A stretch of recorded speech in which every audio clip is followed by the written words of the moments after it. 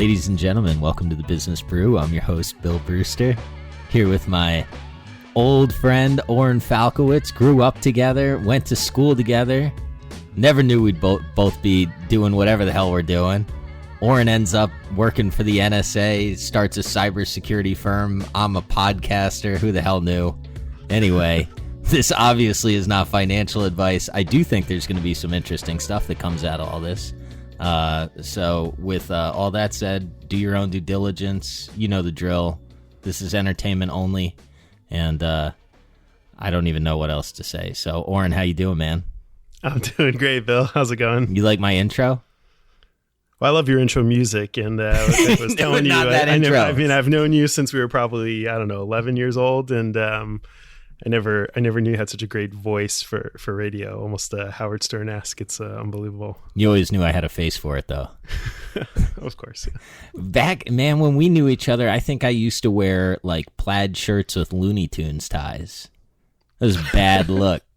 That was definitely a look. Yeah, shorts, boat shoes, Looney Tunes ties, right, and Oxford style shirts. Were you around that day that I almost got in a fight with Kevin Kennedy?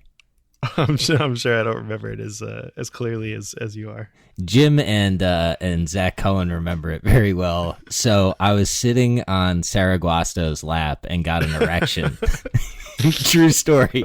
Because I was like a 13-year-old, right? So yeah, and she had those voluptuous breastises. Not how people thought this would start out, but welcome to my pod. And so, I'm like in 8th grade, and I got this, raging boner for me. And Kevin came up and like tried to pull me up. And naturally that led to me like pushing him or something because I was too embarrassed to show people my erection at the time. And then he like swung at me. He like it was like a legit almost fight. But I dodged quick and my erection went away. And then I went about my day. I did the old tuck. I missed that. Yeah. I missed that day of school. Sarah Guasto came up on a different podcast that I do. Sarah, if you listen, shout out to you. I appreciate, you being one of my first crushes, but I do wish that you didn't cheat on me. But whatever. We can move on now. One weekend we freaking dated, man, and she cheated on me with Kevin. So, anyway. I see that left an indelible mark, so. Well, it's just one of those things that you sort of don't forget. Yeah, I mean, those are formative years, right? Yeah, they are. There's a lot of things you got to learn as a, middle school boy. And I guess getting cheated on was one of those things. I did play golf with a purple golf shaft at the time, so I can understand why she didn't think I was a man. I didn't think I was either, but whatever. Anyway, I digress. So let's talk about what you did after school, because I don't quite know how you got to the NSA.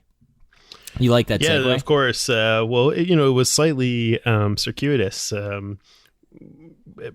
As a kid, I always wanted to work in the government. I had sort of like a passion for it. The idea of, the way I think about business today is some of the things that drew me into the government, the idea of mission and, team first.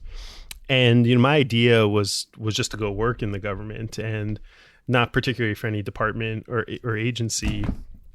Early, I thought probably I'd end up in the State Department working on issues that have come to the forefront today, like technology policy and what the future of the internet is in Europe, things like GDPR and so forth, before they were issues. But, I just applied to places. And as I started getting sort of acceptance letters at State Department or the CIA or the NSA, I had a phone call with my older brother, who's a lawyer. And he said to me, look, I read this book by James Bamford. It's called The Puzzle Palace. And the NSA has football fields of computers underground. And you love computers and, you've got all this, great computer science background. You need to develop skills in your career and you should go do this. And I said, great idea, big brother. I'll go do that. And so I took the job at NSA. But I tell people this because my older brother, Adam, knows nothing about the National Security Agency or the intelligence community. That James Bamford book is utter nonsense. It was totally false. But, it turned out to be in life, career forming you for you. Yeah, in life you often listen to people like that, but it turned out to be an incredible decision because NSA was a really great place to work. You do get to learn a lot of great things and work on great teams, and a lot of leadership qualities, have been developed there, and do some important missions and so forth. But I always think about that particular, how I decided to take that job, which at the time I think paid like $32,000 as a GS7 living here in Washington, D.C. And when we hire people, my company Area 1, we recruit people, we go to extraordinary lengths to tell them what's going on, who they'll work for, all the lunch benefits that they're going to get, the incredible health care. And NSA basically sent me a letter that said, you will report to the magic room on February 6, 2006. You'll get paid this measly amount of money. And I had no idea who I would work for, what actual job I would have, or anything about it. But it turned out to be the best experience. And it'll probably be the best job that I ever had, no matter what, for the rest of my life. Did you know that you were going to go work in cybersecurity when you went there? Or did it just they just said you report and good luck? I had no idea what I was going to do there. Cybersecurity was not even really a thing there at the time. I started an organization. So what year is this, just for context? So I started February 6, 2006. Everybody who works in these types of departments, that's known as your enter on duty date or your EOD date. And it's sort of a funny thing. I couldn't tell you what day I left or any other date in between. Yeah. Just because they're unimportant, but I know this date, February 6, 2006 is the day that I started. So we're coming up on, 15 years, 2 days from now, which is kind of interesting. And I didn't know who I'd work for, what job. I reported to an office that's called DEFSMAC, which is a cool name. That is a cool name. Stands for the Defense Special Missile Aerospace Center. And our job was to forecast ballistic missile launches around the world, countries launching missiles for test and so forth. And it was a really great experience. And, from there, when you join NSA as kind of like a junior employee or a young professional, they often put you in these what they call development programs or rotational programs, where every 6 to 9 months you get to go to a new office to explore more about the agency and the intelligence community. A lot of this comes out of the post 9/11 world, and so every 9 months, for the subsequent years, I got to go to different offices. And that was really exciting, right? So you get to take all that experience and meet new people and so forth. Eventually led to me working at a group there called Tailored Access Operations, which is essentially their hacking team. I'm sure they don't call it that anymore. They always are changing the names and so forth. And, that's where I learned, everything about computer hacking. And I think that the interesting thing, about going to that group at that time is I think it was a good confluence of young kids, of a certain age group like myself, like early 20s, coming up against the prevalence of the internet and the use of digital technologies by our adversaries, and us being able to be creative, because we're really the first generation who, were kind of digital native, I think is the term they would use now. And that opened up a ton of opportunities for what you could do in cyberspace. And it was well recognized by our leadership, Keith Alexander and so forth. And it was really an exciting time. I just remember it being incredibly exciting. Any idea that we had, it could be done. The problem sets were really interesting. They're really serious. And the traditional ways of dealing with these international challenges, primarily sanctions or boots on the ground or, really heavy-handed, dropping bombs and things of that nature, or, diplomacy. Cyber opened up kind of like a new dimension, and it proved itself to be very effective and at least thought-provoking for possibilities that otherwise couldn't be considered. So when, when I hear as a citizen stories of the government, it's always framed in like waste, or at least how I hear it, right? I mean, what is your perception after being on the inside? You commented that it was exciting and mission driven. Those are, terms that I would not associate with the government. So, what do you think some of the obviously it depends what department you're in, but what do you think is wrong about some of the narrative that like I may perceive there to be versus what you lived? Well, if anything. I'd say three things. One, government is not supposed to be efficient, right? It's supposed to aid citizens in some ways that aren't only about the bottom dollar. And that's why we make incredible investments into things like, basic science research, right? If you went to graduate school at a place like MIT, or you're getting an advanced degree in like bioengineering, anything that's, helping build a vaccine today, it's likely that government dollars sponsored that at some point without knowing what the outcome would be. And those are great things, right? And there's a long history of the government doing basic science, research. I think politics can be inefficient. And so sometimes citizens like you and I hear about things like bridges to nowhere or pet projects of congressmen and so forth that are like, soft jobs programs. Career employees, don't see that. And the enormous pressure, at least that I felt personally, and the consequences of the mission that we were handed, there's almost never enough resources, even though we have incredible capabilities and, obviously tons and tons of money. The asks of you are really extraordinary.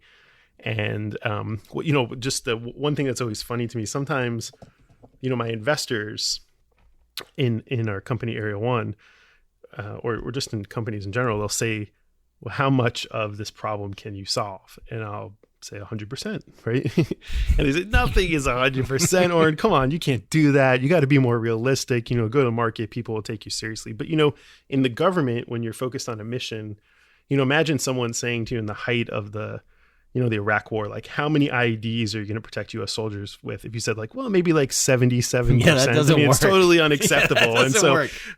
when you come from that kind of like mission oriented background, the goal is the thing that you strive for. And that's the thing that I really loved about that work. You always know that, nothing is perfect and you're always seeking to it, but nobody walks around trying to do it half-assed. They're always striving to be perfect. And that's exciting, and it's certainly stressful, but you learn a lot, and you feel a real sense of camaraderie amongst everyone that you work with. It's sort of rude of me to say to you, but I'm going to say it, and I apologize for saying it before I say it, but I never really thought of what you did as like service, but you totally did serve the country, right? And that's maybe sounds like super stupid to hear, and I apologize for it, but the way you're talking, it's almost like you're, united at war, right? And you were. And I'm sorry that I've never thanked you before, so thank you. Well, I appreciate that. Sometimes I hear that term, right? Like sometimes people call them like intelligence officers. I think it's a little too far for civilians like myself, personally, having worked hand in hand with uniformed military officers, both enlisted and officers, officer rank folks. Those folks really do a different type of service, and it should be distinguished from the type of work that career servants who sit behind desks, do. Some of them do put their lives in danger for sure, but I reserve that for the folks in uniform because it's a different life. Well, let's put it this way: you've done more for the country than I have. Probably. Yeah, no, definitively. I arguably do something for like 3,000 investors that listen to me a week or whatever it is. We all play our part. Yeah, well, hopefully real talk. And part of what I'm doing with this is trying to give back and highlight people that I think is really are really interesting, right? And hopefully, I make society a little bit better. But I also understand that at the end of the day, here I am at night drinking some wine, having a discussion with my friend, and, there are people that are actually doing real things that matter. So I do appreciate what you do. Well, this economy needs a lot of explaining. So I love listening to your pod. And I can't tell you that I know it. So no, but I think some of the episodes that I've heard, some of the guests, it's critical. I think people are confused as to what's going on. What does it mean to be a shareholder? What does it mean to think about the value in companies? These are important issues, for everyone. Economy is a national security issue. So I think it's critical. And, it's something that when you're working inside the government, you don't think about a lot. And you find yourself a little flat-footed sometimes when you enter into business, trying to understand markets and board governance and what makes a stock go and so forth. So it's very valuable in my opinion. So when you were at once you entered the cybersecurity aspect of the government, were you sort of giving carte blanche to learn, like how much of your job role was defined when you walked in versus how much was like learning on the job? Because my sense is you sort of entered at a time that was really nascent in the whole, like whatever the heck developed, right? So you were like on the front line of figuring out what cyber warfare would be. Is that fair? Well, we wouldn't have thought about it in those terms, right? We were asked to do things, to go gather intelligence, to use computers to do it. And that was basically it, right? And we were given pretty strict, legal and privacy and compliance guidelines on how to do that. And that was okay. pretty. So wait, let me stop you real quick. I hear the stuff about Edward Snowden and all that stuff. How do you feel about that stuff as somebody that has seen some of the inside, obviously not all of it? I've seen a lot of it. I find his account to be totally incongruous with my experience. I worked on some of the systems that were built, the underlying technology there. I used almost all the tools. There's a really heavy compliance and privacy and civil liberties training that we went through. And so I found his account to be totally incongruous with anything that I experienced and the general culture of the people that I knew. I mean, I recall being in incredibly senior level presentations with director and deputy director and people of that ilk. And they constantly talked about the need to do intelligence in parallel with respecting the Constitution, privacy laws, civil liberties, and so forth. I mean, this is something that was at the forefront of almost every conversation pre-Snowden. I left before those revelations, so I don't fully understand it, and I think my view on it is it's a case of someone who didn't really understand what was going on, and he's been manipulated, or the information's been manipulated to serve a variety of other causes. That being said, there is room for public discussion about the things that intelligence agencies do and whether or not those are appropriate.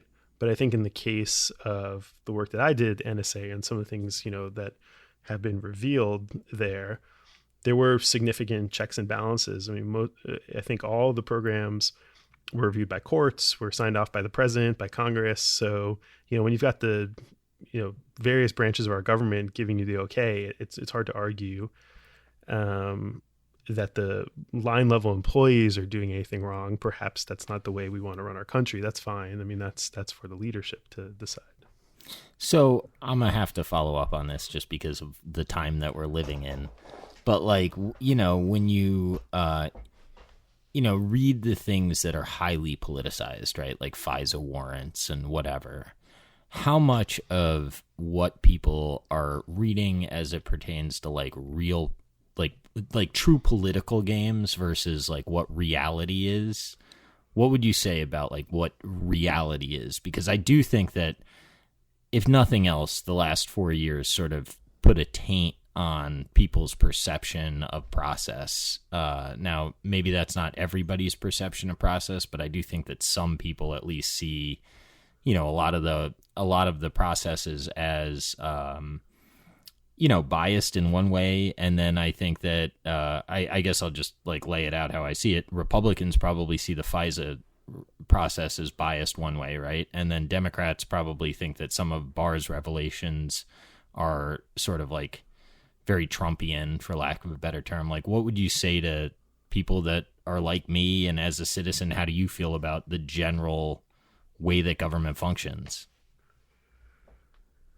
I'll say three things. One, there's been a lot of things, in the news, and I'm not familiar with all the, different examples. But nor am I. And by the way, nor are most of the people that have the opinions. Right. That's why I'm asking you, because you're somebody that's thoughtful about politics and has actually worked there. Yeah, no, in my experience, the guidelines and the procedures for using these really extraordinary tools are pretty significant, right? And they're designed to provide lots of checks and paths. And I think when you see deviation from that, that's when you see agencies and departments run afoul, and those are serious issues that need to be addressed. But the general guidelines are there.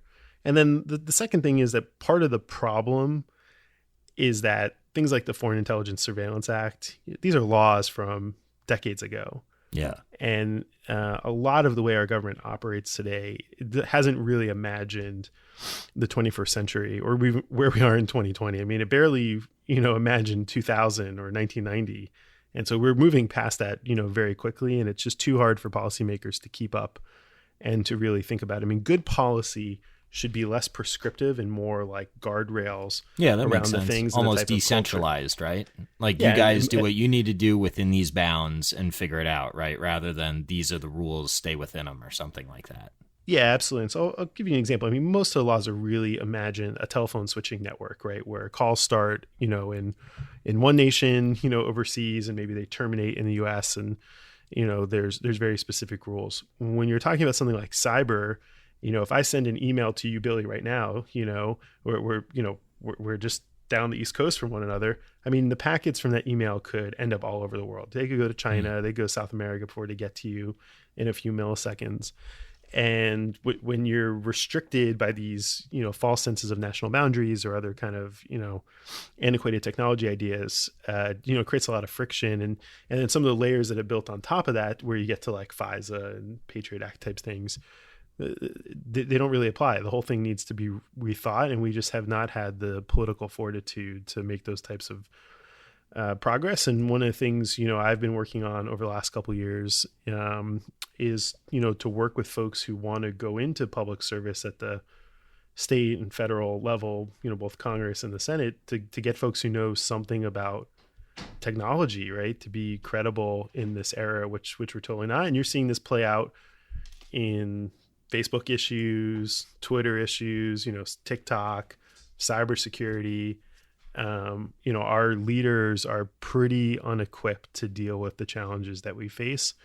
And, like many folks out in Silicon Valley, when you see CEOs like Mark Zuckerberg or Jack Dorsey, or executives like Sheryl Sandberg, or, any of them go up to Capitol Hill, it's almost laughable, the types of questions and the way that it's approached. Yeah, dude, it is pathetic, the questions that they're asked. And that's probably the first area it needs to change, is to get folks who are, I wouldn't say, you don't have to be a TikTok user to know how to create good policy around social media. You don't have to be an ex-hacker to know how to create good cyber policy. But you have to be thoughtful and understand, these things, or care, about them. And so far that's pretty lacking across the leadership today.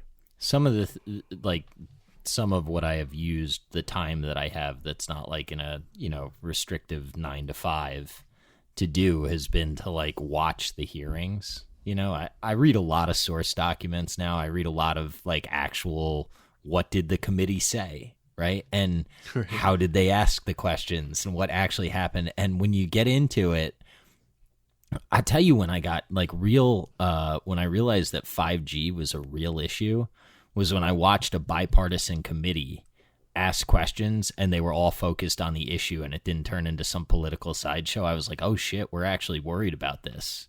This is real stuff.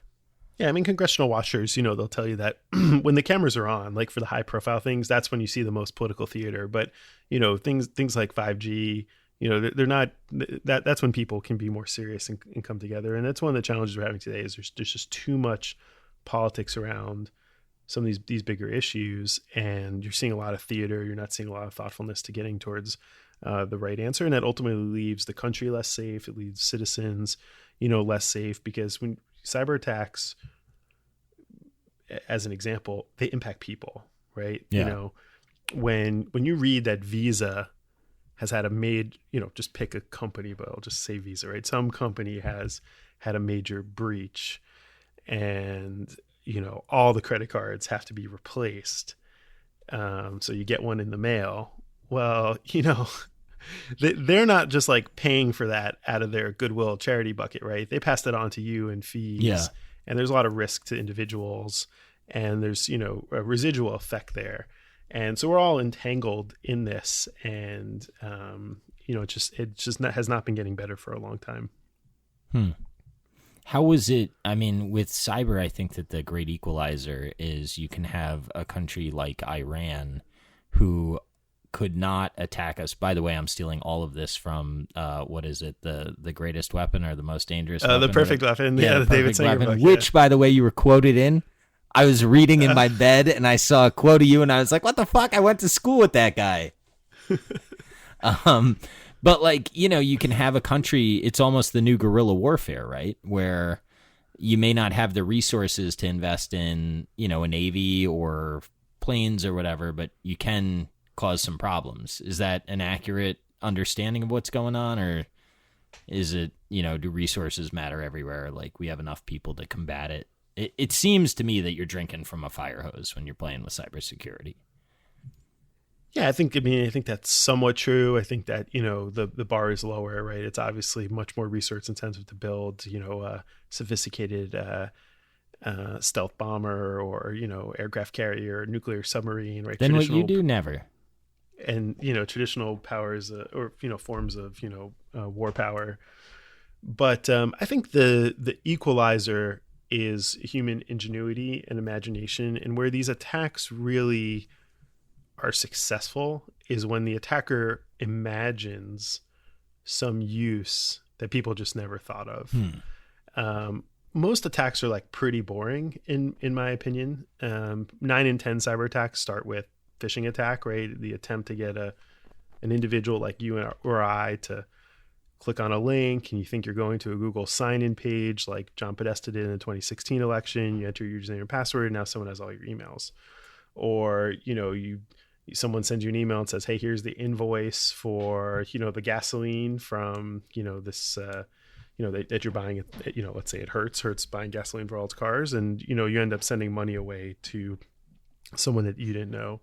And where these attacks really work is they start to imagine sort of the incongruencies in how we work.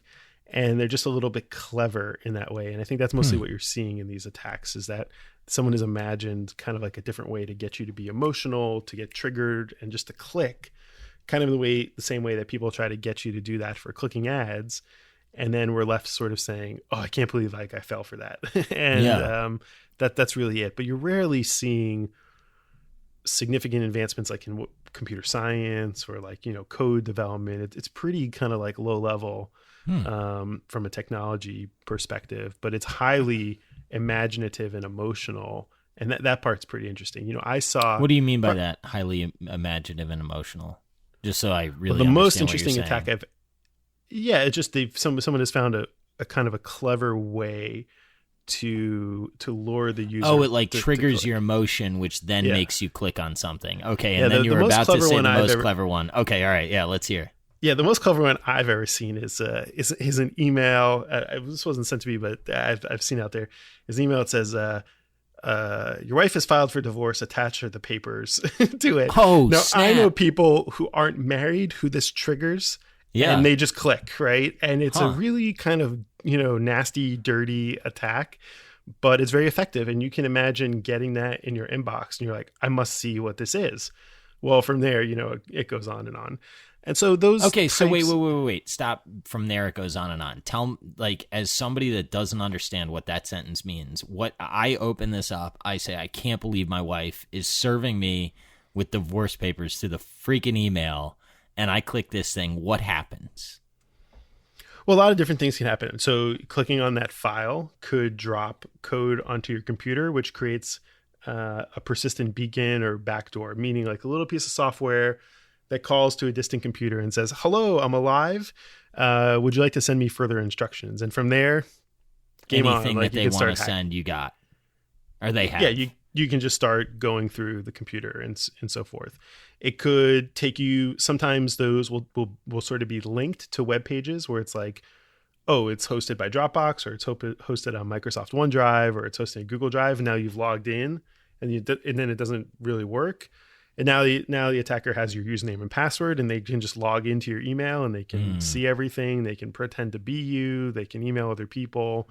So there's lots of things from there. It's the hard thing is to get that initial vector of access, right? Yeah. And there's two primary ways to do it. The one is this phishing, which represents 9 in 10 of the cases, and the second is software vulnerabilities. If you're running an outdated piece of software, or something where there's a vulnerability, you can then exploit it. But those are increasingly rare.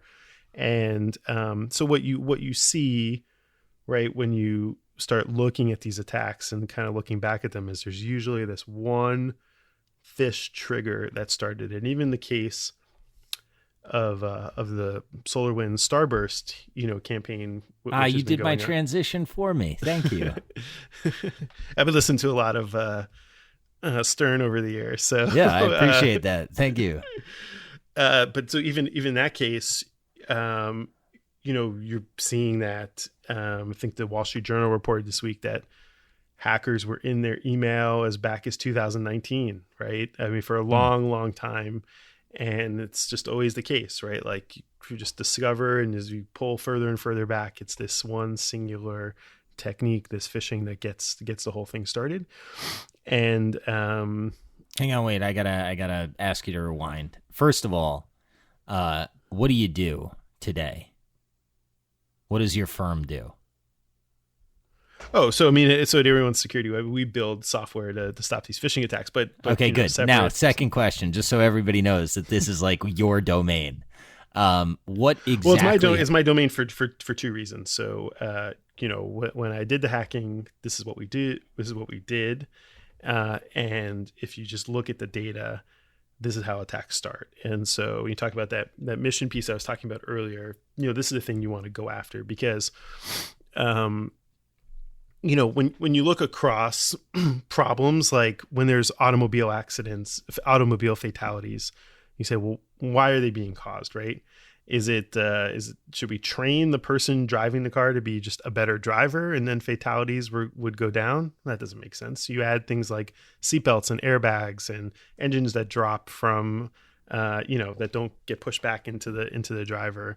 And so when you look in cybersecurity, the nut behind the wheel is not the problem, the user UI, it's these phishing attacks. And so, that's how we chose to build a business around it. It's a huge, market opportunity. It's a huge problem, and it's the right mission to be focused on. It's an evolving one. So it speaks to a lot of the things that people in this space like. They like continual sort of puzzles. And so it's a never ending puzzle.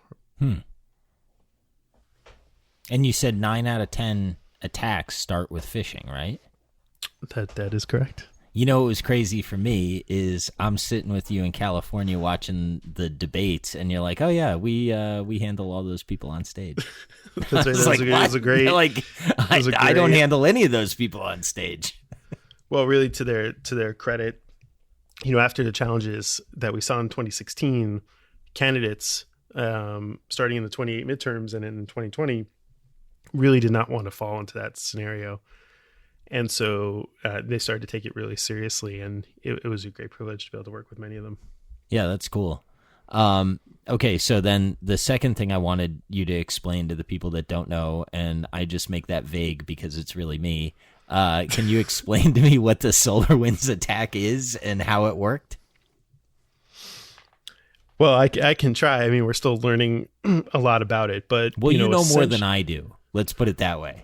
I know some, but so at the end of 2020, a leading cybersecurity firm called FireEye announced that it had a data breach, and they attributed the source of that data breach to a piece of software developed by a Texas-based company called Solarwinds, and as they started to, and FireEye is a company that often does breach investigations and what's known as incident response. So once you realize you've had an incident, they go in, help you clean it up, help you create a history of what's happened. They're really excellent at it, and they're really great people.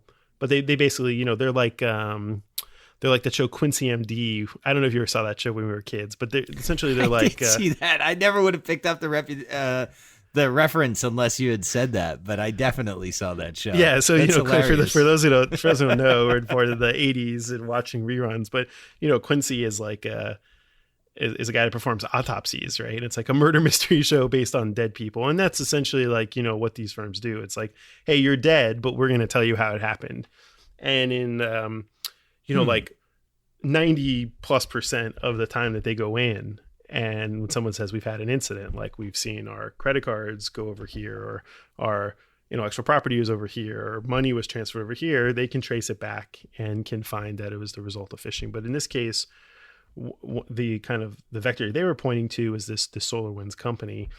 And one of the things that people discovered at the end of 2020 is that there are tens of thousands of companies that use this Solarwinds technology, and hackers, reportedly Russia, but now, China's in on the mix here, part of the confusion as well, were leveraging this vulnerability in the Solarwinds software. And like, there are lots of vulnerabilities because it's what's known as a supply chain attack. So one vulnerability in the software used by tens of thousands of companies now opens up a lot of vectors. And so they've been finding more and more companies all throughout the government and elsewhere who are the focus of it. And it's been really interesting to watch. But as I mentioned before, as they keep working back, they keep finding, things like Solarwinds, was probably phished. And even in the case of like where the Justice Department had an incident, or if other folks had incidents related to Solarwinds. So you think that it's possible that some of this actually goes back to phishing?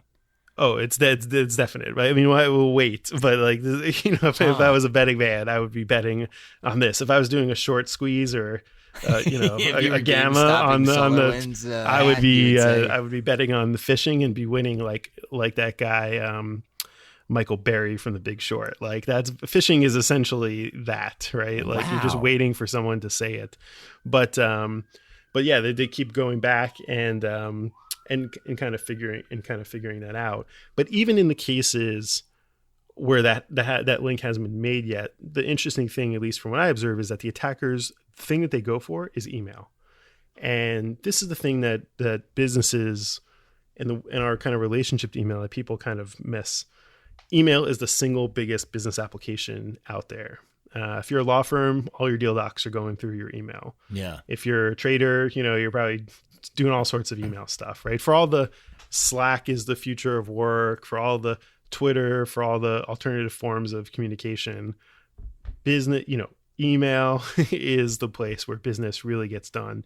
And so you see in 100% of the cases, attackers go right for the email, and they do it for two reasons. One, it's just a huge, can I curse on the show? It's a huge effing database of I like how you asked if you could curse on a show that opened up with a story about an erection, and I say fuck on. Yes, you can curse. Fair enough.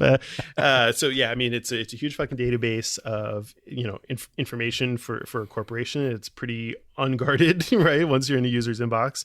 And the second is it allows for impersonation attacks. So if I become Billy Brewster, if I get control of his attack, now all the people you do business. Did you just release my shit? Now are people gonna like search Billy Brewster and be like, oh, this guy, he knows, grew up with this guy. They can cross reference. They're gonna send me divorce papers.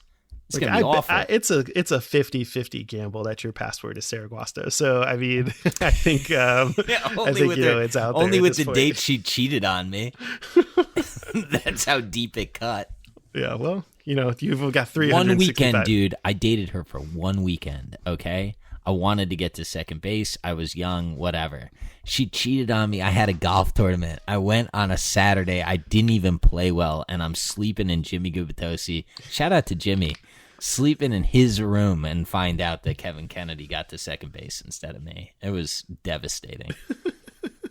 I can't tell you the date, though. Anyway, I apologize. I'm ruining your pitch with my No, it's not stories. Those are the sadness. Facts, and those are just the facts, right? And what I would say about cybersecurity as an industry is it's one that's really fraught, right, to perform today. And it's an interesting thing when you think about like value and some of the stuff I've been learning from you about value in corporations. Look, I mean, if you look at the largest cybersecurity companies that are listed today, I mean, they are straight up into the right. Yeah. And if you look at the and cybersecurity has been a good segment to invest in for investors. But if you look at the results for the companies that they serve, disaster, just zero.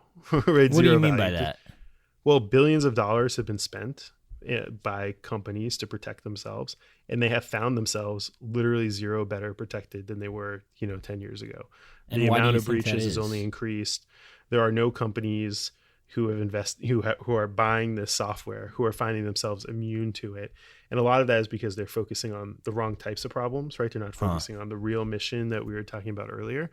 And the second is it's very hard for corporations, customers to distinguish what is what is the right thing to spend money on, and how do I evaluate it. And it's a really interesting dichotomy. I mean, Wait, I gotta push you on this because you sell cybersecurity solutions. So why are you the guy to hire, but nobody else is?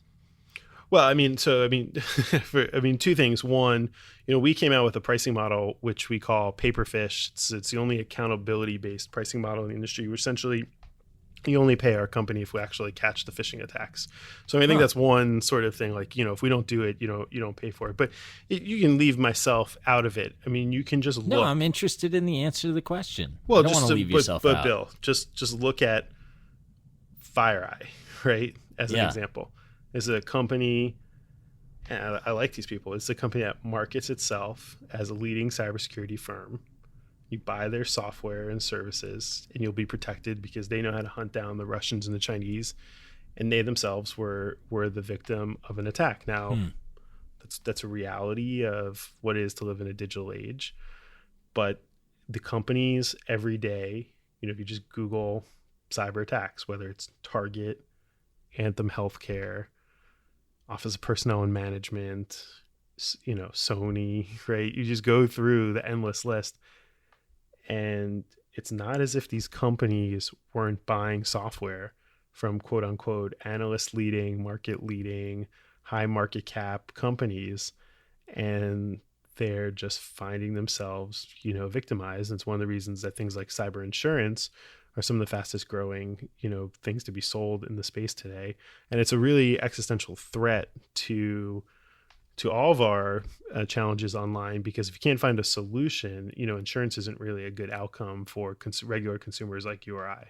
Yeah, well, to your point, it's all going to get passed on, right? Insurance costs go up. So it's very scary, and we're really at a critical watershed moment, I think, in terms of getting that accountability piece right as an industry. I mean, imagine if the automobile industry, and they've had this with things like seatbelts and airbags and other issues, but imagine if you drove a car and it didn't work, or they just blew up all the time. And regulation and laws have come into place to support consumers on that front, and that's mostly missing in this type of segment. I'm not advocating for regulations, but I think when products have disastrous results, as the current crop of cybersecurity solutions have, the market equilibrium is pretty ruthless, but you don't see that correlation in valuations happening today. And that's a pretty fascinating thing, in my opinion. Okay, so I want to unpack this. Just look at the FireEye stock. They announced a breach. Their stock is at a 52-week high. Yeah, well, they blame somebody else, right? Yeah, it's just incredible. It's kind of an incredible thing. Yeah. Is the issue that they are focused on a problem? Okay, so let's maybe ask the question a different way. Let's assume I'm a company and I don't hire any of these firms. Do you think I'm in a better, do you think these firms on average are putting me in a better position? So is it better to spend some of the money? Or are you basically saying that, you know what, this is all just sort of like swimming against a huge tide and nothing's going to stop these breaches? So I think a couple of things. I think one, I think there's value in all the things that are out there. First off, I think that the space is evolving though, right? The sweet technical solution from 10 years ago doesn't keep up today, and there's constant R&D needed. And that's often where you see, as companies shift the spend in their portfolio from R&D into sales and marketing, as is natural in other types of sectors, you see a drop off in efficacy. And there's not an aligned incentive between the consumer, in this case corporations, and the company to kind of stay ahead of attacks. And I'm sure they'll, Why is that? Well, it's natural for companies to switch their spend portfolio into sales and marketing to drive growth, particularly as they go public, right? I mean, R&D is not generally seen as favorable. I mean, you would know more about this, but like if you saw a company spending a ton, 30-40% on R&D, you probably think that's not as interesting as putting that money towards sales and marketing efforts. But the underlying platform, right, all the technology, the computers, the software, the SaaS platforms, the iPhones, the Android phones, they're all evolving to become new attack vectors. And so if you're not investing incredibly heavily into R&D, then your software is becoming incredibly antiquated over time. So I think that's one problem. The second part of it is you have a generally uneducated, buying sphere, right? The role of the chief information security officer is relatively new in corporate boardrooms. And so there isn't really an established framework for how to address priorities from companies. And, almost every company views their cyber problem as a unique snowflake compared to the next one. And so, that creates a number of challenges, I think as well. And so you see a lot of different strategies and ideas around what is the problem that we're really solving. And then the third is there's not a lot of really good, baseline data. One of the things that I think has made cars, and sorry to keep going back to cars, but one of the things that it has made cars, I think, really safe over the years is that there were, the National Transportation Safety Board started doing extensive data keeping after each accident. So you had very specific details, and public researchers as well as corporations and anyone could go into that and figure out, what were the causes of these accidents, where were the injuries happening, where are the fatalities, right, and so forth. And they made incremental improvements over and over. In this space, you just don't have that kind of uniform baseline data. And so it's hard for people without the type of experience that I've had or come from the attack side per se to really know where to start. And so they end up sort of solving these bizarre, parts of the problem that look good for a minute. And then the attackers quickly shift to something else. And they're kind of left, with an antiquated approach. So is that why when I talk to you about a public company that's in the sphere, and you said the points of attack are going to change and it's going to sort of leave them potentially flat-footed. Is that what you were referring to? Yeah, absolutely. I mean, it's just changing all the time. I mean, we track, we've been doing at Area 1 kind of a March Madness bracket for the top 64 themes of phishing attacks, right? Just a little fun thing. And it's a very simple, but we do it to kind of drive a point. The number one theme, right? The thing you see, this is an Apple login, a Wells Fargo login. It's totally driven by the sort of popularity of the companies. The largest companies, consumer brands particularly, have the most people trying to spoof them and to use their brand and logos to launch attacks. Makes sense. As that changes kind of over every couple of years, as, Eastman Kodak becomes not a thing and, Tesla becomes a thing, the only thing that's changing is sort of the themes around it. And so that's just a kind of a very simple example of the whole thing is kind of changing all the time. And, we're just seeing that all the time as Dropbox becomes a thing. You see a lot of Dropbox-like attacks, but Dropbox didn't exist, some time ago. And so that's what you're referring to as points of attack. You're referring to the company and login that is established when the relationship is established with the company, or it's much broader to PC versus phone, or those don't necessarily have to be the Venn diagram can overlap, right? They're not mutually exclusive. Yeah, all of those things, right? The rate at which we're refreshing our phone. I'm refreshing my phone every year, if not sooner, right? Every time there's a new release, I'm basically refreshing it. People are getting computers much faster than they used to. The rate of refresh in software, the number of apps that we're using. I mean, almost every day, if I read, if I'm reading something oh, this looks cool, try it out. So, right? For instance, TikTok blows up, people start trying to attack people's TikTok accounts or whatever. Yeah, 100%. Right. It's like clockwork, right? It really is like clockwork how that works. In the geopolitical context, you see it as well as if there's a G20 summit, you see G20 attacks, right? If you see the Olympics, there's Olympic attacks. If you see COVID, why is that? What do you mean by an Olympic attack? Is that a phishing like some email that mentions the Olympics, or is that like something that targets people that are going to the Olympics? Like, what it just to sort of understand, because I don't know what the hell you're talking about, so I'm just trying to understand it. Hackers are kind of dumb, in my opinion, and like they're just sort of following the trend, right? The topic du jour. And so anytime something comes into the public, it is instantly the focus and source of cyber attacks, no matter if they're phishing or not. When COVID hit and we all went home, there were instant attacks against like PPE, Regeneron, like all the different, hydroxychloroquine, Regeneron. When universities and pharmaceutical companies started teaming up to build the vaccine before they were released, hackers were trying to get the data.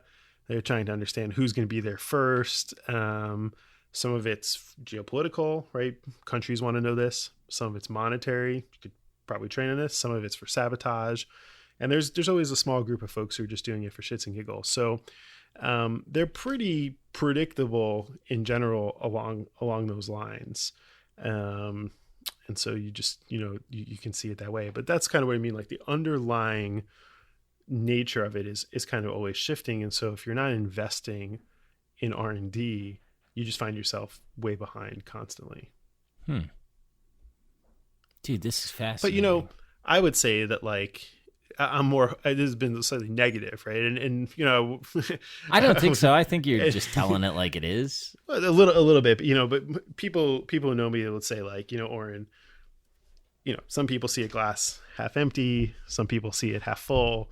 You see it overflowing with optimism, and that's generally how I like live my life. And so I would say to your listeners and to our friends, the thing that's frustrating about it is that in my view, the cybersecurity challenge, it's not even in like the top 100 things that humans are capable of doing or have already done with even less sophisticated technologies that were far harder. So, I mean, you can look at like the moonshot, right, in 1969, all the computers in that capsule that took 3 men to the moon, put them on, 7.68 million pounds of, kerosene gas plugs and shot them up there.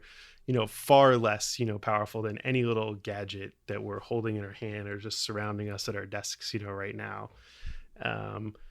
Vaccines, polio vaccines, airplanes, cars, the internet itself, solar power, like harvesting the earth, the power from the sun to create energy, the construction of the Eiffel Tower.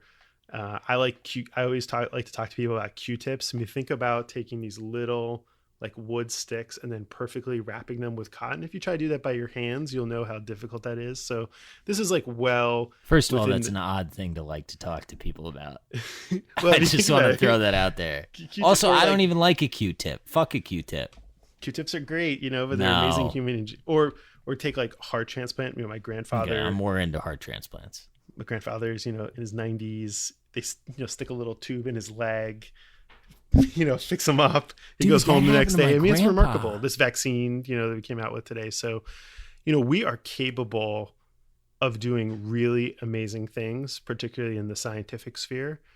And so this idea that like, it's not possible to win this space is really runs counter to that. I once participated in a conference hosted by Kleiner Perkins, who's been one of the, is a kind of a famous venture capital firm. They're kind of lead investor in my company. And they had, Al Gore and this cybersecurity guy there. Well, I'll leave his name out there.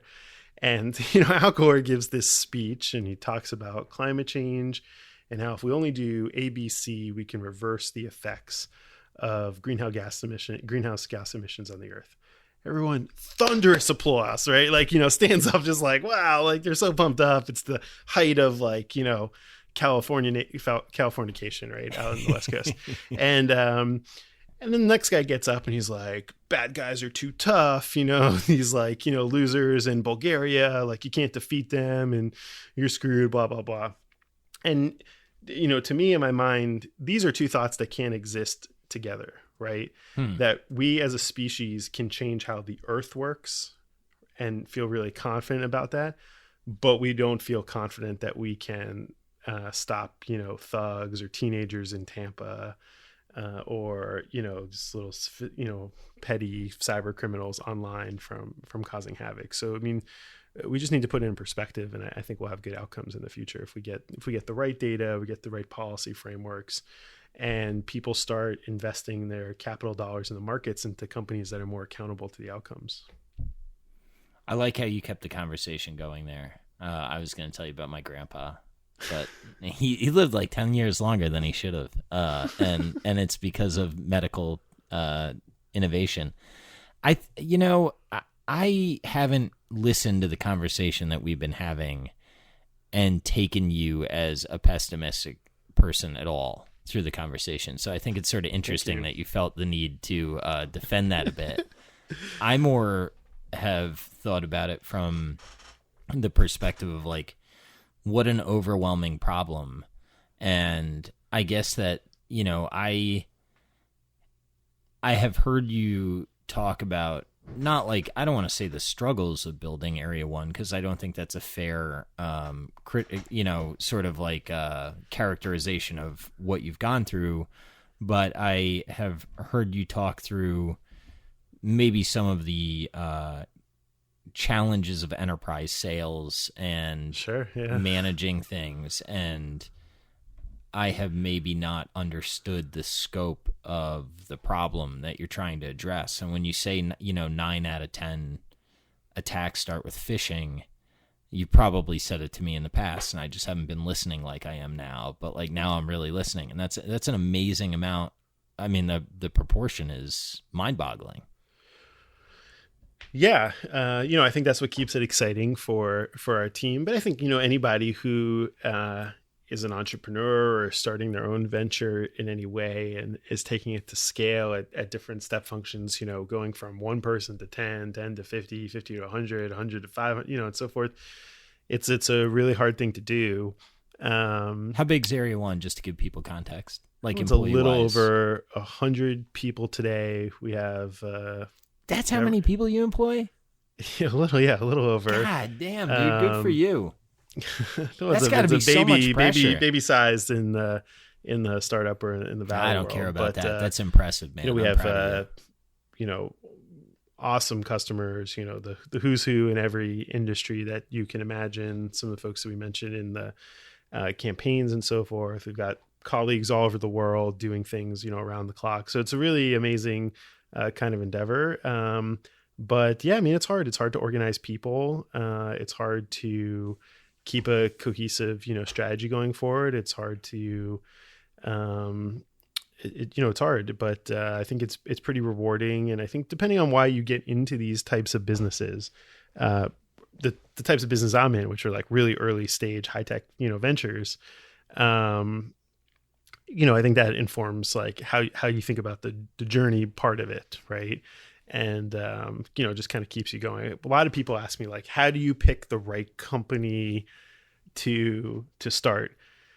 And, I was telling this class, that, well, look, you got to wake up every day and sort of be bothered by something, because if you can't get up every day and like feel like there's 5 things you just have to do or are really annoyed about, right? If you read the Wall Street Journal and one of your competitors, you just sort of accept it, and it's not because like you see it differently or they're off, then you're kind of in the wrong business, because you have to get up and do it every day. And so a certain amount of being bothered, I think, is okay, because what we're really doing when you start the thing, when you're the first person, is you're trying to enforce your perspective on how the world could be different or how you can improve this industry.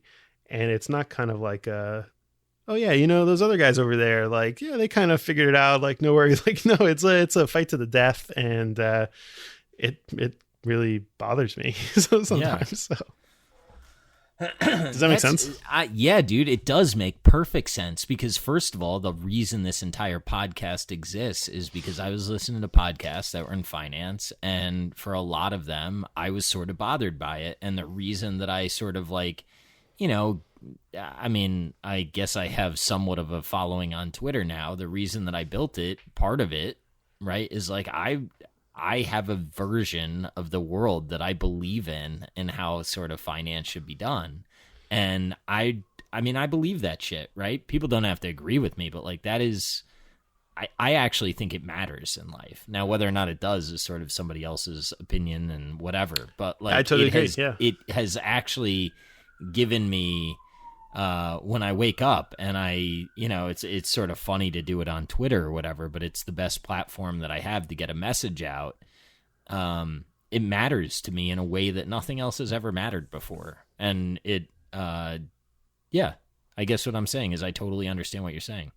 Yeah, it's the great thing about the world we live in today, right? Is that you can create that community and provide value to the people who need it the most. The challenge with it, though, is sometimes you're inflicted the pain of having to see all the other dilettantes out there, and that can be a little frustrating. So, you learn to deal with it, I guess.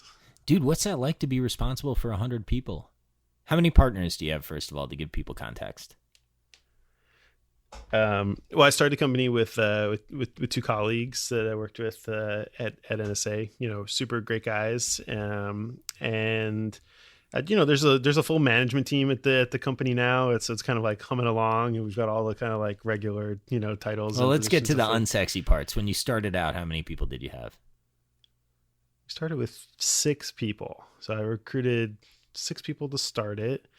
Did you have funding from venture capital? Yeah. So what was it like pitching a concept? Painful. It's always painful to do that. So Area 1 is the second company that I started. And, raising money from venture capital is a really kind of rewarding experience when it goes well. Yeah. But it's not so when it doesn't. And I'd say I think over my career raised well over $100 million for companies, and feel very fortunate for the folks who have written the checks and joined the board and spend time with me and have helped make the companies what they are today.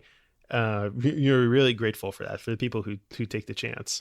But like anyone who's done it, whether it's Brian Chesky at Airbnb or like my friend Florian or anything, like you get a lot more no's than you ever get yeses. Yeah. And some of those no's and the kind of passive aggressiveness in the process is really frustrating. But good entrepreneurs just kind of don't hear it, they don't see it, and they kind of laugh about it in retrospect. But it's relatively painful. I mean, the one question that makes me the most angry is when someone says something to the effect, well, why won't Google just do this? Well, yeah. I mean, that's somebody like me, by the way. Oh, won't one of these big tech companies just destroy you? Like, no, you yes. idiot. I mean, basically the history, the market caps of lots of companies are based on that premise. And even today, you've got companies like Snowflake and Databricks on top of Amazon at basically their competitor, making tons of money. I mean, it's very complicated from that perspective. But, when you're raising money, you're just looking for people who understand the passion, the ability to bring teams together. And like I said at the beginning, for me, it's about 2 things. It always starts with team, right? The people that you're kind of bringing together. With the wrong team, it's never worth doing. And we've always had kind of a great team and culture on that front. And the second is the mission that you're going to spend your time doing. If we were chipping away ice blocks in Alaska and selling snow cones, we probably wouldn't all be at it 6.5, 7 years later. Because it's maybe for someone that's an important mission, but this is it's a tough sale. There's a lot of ice. I think that's interesting. There's a lot of ice, but did you know I'm reading this great book called The Secret History of Grocery Stores, and did you know that 7-Eleven started as an ice trading company in Texas? Yeah, dude, but that's in Texas, not Alaska. Yeah, you just completely switched the hypo on. No, but I'm just saying, ice in the early 1900s is a big deal. Yes, so. In Texas, I would totally sell ice in Texas. I thought you were going to be like in some Northwest state. I didn't think you'd say in Texas. It doesn't shock me at all. But the VC process is good. And then the other thing I'd say just about venture is, I think if you're asking for entrepreneurs, I think more entrepreneurs would do better by themselves by being discerning whether or not they need venture capital. And what we've sort of lost, I think, a little bit are traditional financings for like regular businesses, like businesses that aren't going to go hyperscale, but that can serve a community or can make a good living for someone, small businesses, right? And a lot of people turn to venture and they find that it's not really an asset class that's applicable to all businesses. And it's sort of become like en vogue to do that. And I think we need more alternative financing options for really good ideas, but that might have a different type of utility, especially in their growth trajectories. Well, part of the problem with venture is you need such big like right tail outcomes to cover up for sort of the, misses or just sort of singles or whatever, right? So the average business can't cover up for some of the portfolio. I shouldn't even say mistakes, outcomes that are just statistically guaranteed. Exactly. Yeah. But there's some things out there where you kind of turn your head. You're like, why does that need to be, financed that way? But I once went into a very prominent VC's office in Silicon Valley, sort of a kind of old time firm. And on their wall, they had sort of the history of the investments that they had made over the years, going back to the maybe 60s or maybe even a little earlier.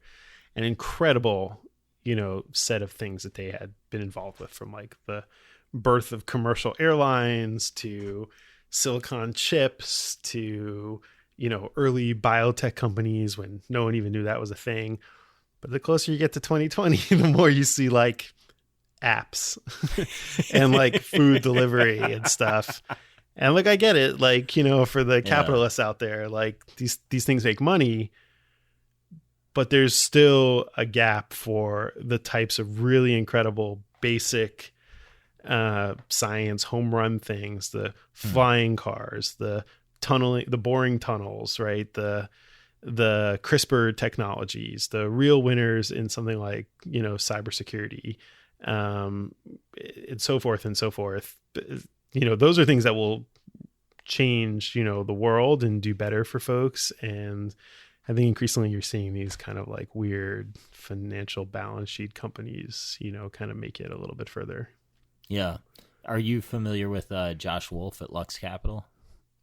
I'm familiar with Lux Capital. I'm not familiar with Josh personally, but I know it's a good Well, thing, yeah, I don't know him either. But I've heard that he does some of the work that you're probably referring to. Someday I'd like to get him on the pod. Yo, Josh, if you listen, holler at your boy.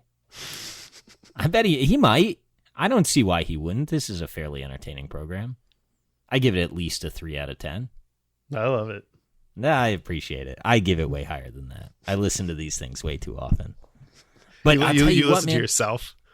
Yeah, I am like obsessed with this thing. I honestly feel, I know that it's got to drive this guy that produces me, Matthew Passy. Like, it's got to drive him nuts, because I honestly do, like, when I hear these stories of Kanye just being just like awful to work with, that's how I think I am, because I'm obsessed with the way that this stuff sounds. Because I do think, like, I'm leaning into audio, right? Like, that's some of the strategy here. There's some other strategy, but like the real bet here is I'm able to do a show that sort of ties life to business, right, in an unconstrained way that I think that a lot of people can't do. And I'm leaning heavy into the audio experience, because I think that, that's something I've always enjoyed. And like, I know you have too, right? Like, you listen to Stern. I listen to Rogan some. I tend to prefer Stern. Yeah, no, I listen. If I consume, it's always through listening. When I was a boy, my parents got me a little clock radio, and we didn't have TVs in our room or anything. Not like I grew up, in the middle of nowhere. But let's not misframe how you grew up. I'd listen to 560 WQAM. In fact, a group of friends of mine sent me a signal the other day, and they said Hammer and Hank died. And I go, oh, wow, from 560 QAM, there's a guy, Hank Goldberg. He's like a sports bettor. It was the first thing that came to my mind, because I would listen to him so much on the radio. And I think it's a great medium. And, yeah, I mean, I think, that's why you've seen people love it, audiobooks, podcasts, and so forth. There's something really intimate about it. You have somebody in your ear, and it's like, oh, I feel like I really know this person. Yeah, and it allows you to imagine, what's going on. You have to do a good job of explaining things. Yeah, I get afraid of people imagining what's going on in my head. It's very disturbing from the inside. I assure you of that. I wish I could escape it at times. But what I was saying, is I do feel a little bit like Kanye at times. I've listened to some of these episodes like 6 to 8 times, man. And like, I'll write this guy Matthew, and I'll be like, this one little thing needs to be tweaked. And I'm sure he's just like, what the fuck, man? I got better things going on. But Matthew, I appreciate you. Thank you. I must listen to that Kanye, where he goes at Sway and he says he's the Ralph Lauren, Walt Disney, Google of his generation. I must listen to that at least once a month. That is just a pure kind of gold. And, but I think to his credit, he's a real genius, certainly. But certainly in ways. Yeah. Certainly in ways.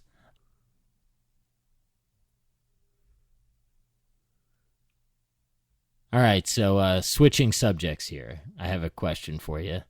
You have run this firm that you're running now remotely for a while, right? What do you think some of the challenges for businesses that have been office first are going to be going forward, in either the paradigm of we are all distributed, or, people are now used to working in a distributed manner and these businesses are going to call them back to the office? How do you sort of see that evolving? Well, two things. So in April, I stepped out of the CEO role and into just a director role with the company. And so we brought on a great new, CEO, and he's doing some really interesting things, particularly on our, go-to-market execution. But, I think a lot about that. And for me, as a person who started my professional career in a building, right, where the work can only happen in a building, and someone who likes to press the flesh and go to my colleagues' desks and know what's going on and have interpersonal relationships, I find it really challenging to be remote. I think that where it's probably the hardest is training and bringing new employees into a culture, and particularly folks coming out of college who need a certain amount of mentorship. I mean, that is a serious, challenge. And I think, management generally always has the feeling that people aren't working that hard, and it's a little harder when you're not seeing the folks to know what's really going on. I mean, obviously you can get lots of reports and you can do lots of different things, and you can check logs and statuses, Jira tickets and so forth, and certainly make a lot of progress. But it's going to be interesting for especially senior seasoned, managers to kind of figure out how to deal with that. And I'm not a believer that remote first is the best way to run companies. I think people will adapt to it. But at the same time, I just can't imagine people going back into offices. I mean, nobody I know out in San Francisco is eager to pay the rents, to go back in, to kind of relive the sort of whole kind of accoutrement of having those offices around them, both from the cost and kind of operational perspective. And I think it's going to be a really tough transition for a lot of people. You wonder what all these real estate companies are going to do. It's going to be really interesting, particularly I think in the Bay Area and certainly elsewhere. I mean, I think across every industry. I mean, if you're a law firm here in on K Street in Washington D.C., where I am now, are you going to send people back into the office with all those legal secretaries and all the support staff that's there? Or are you going to find that your folks were kind of efficient and you can still bill them per hour, and you ship them a printer and they do it Zoom, and all those lunches and caterings or all just become cost savings? So I think, work will significantly change, some of it for the better, but I think some of it will certainly struggle. I mean, you just cannot not know the people you work with, and Zoom and Slack and email just are not substitutes for quick face-to-face interactions, coffee room break talk, so forth, all the things that make people understand who their colleagues are. And I know there's lots of companies like, GitHub and, software companies that have always been kind of distributed that, have built lots of strategies for this, but I think they're the exception more than they are the rule. And I think things like, productivity and employee happiness are going to be studied carefully over the next couple of years. What percentage of your employees are like with you versus remote, or when you were full time? Yes, we're about 60-40. So about 60% of the folks coming into an office every day in Redwood City, California, which is, just 20, 30 minutes south of San Francisco. And then the rest of the folks were distributed primarily in Washington, D.C., but we had folks all over the world.